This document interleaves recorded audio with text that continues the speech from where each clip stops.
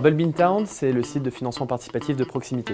On aide des porteurs de projets à ancrage local et à un impact local, des commerçants, des artisans, des petits producteurs, des cafés associatifs, un théâtre, un musée de quartier, à les réaliser en faisant appel au soutien financier des habitants de leur ville, de leur village, de leur quartier. Très concrètement, les habitants vont pouvoir découvrir des projets qui sont près de chez eux et venir les soutenir financièrement en échange de contreparties en nature qui ont été définies par le porteur de projet en question ou de part au capital du commerce, du restaurant, du bar, du café. Alors là, on est au Théâtre Saint-Georges, un théâtre fondé en 1929 qui est au cœur du quartier qu'on appelle la Nouvelle-Athènes. On essaye de faire financer nos affiches de façade qui sont rétroéclairées la nuit. Et en fait, les ampoules coûtent assez cher, il faut les changer assez souvent. Donc là, on essaye d'être un peu plus écologique, les changer par des LED. On fait partie de la vie du quartier quand même, un petit peu.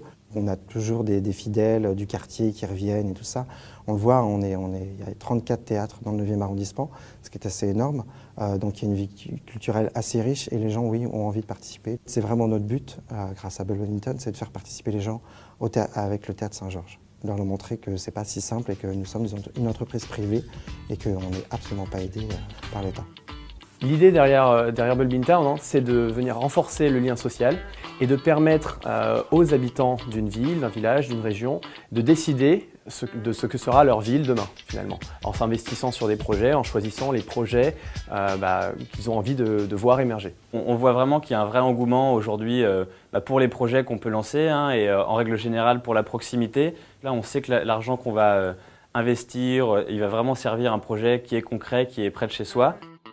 Vous êtes au 108 avenue de Flandre, de l'avenue de Flandre dans le 19e arrondissement à Paris et plus précisément à la librairie des Orgues qui a aménagé dans des nouveaux locaux dans une petite impasse dans le 19e pour s'agrandir et pour accueillir une nouvelle activité qui est l'activité de restauration et de café. C'est un projet qui nous tenait à cœur depuis plusieurs années mais on avait beaucoup de difficultés à expliquer à nos banquiers, à nos financeurs comment on allait marier deux activités qui n'avaient rien à voir l'une avec l'autre. On a lancé notre campagne et on a récolté un peu plus de 9 000 €. 95% des donateurs, c'était nos propres clients. Certains ont même donné des sous en contrepartie. La façon de participer à un projet d'entrepreneuriat de quelqu'un d'autre, c'est une façon de se projeter dans ce projet aussi et de se dire j'en ai fait partie. Toute notre communauté a participé.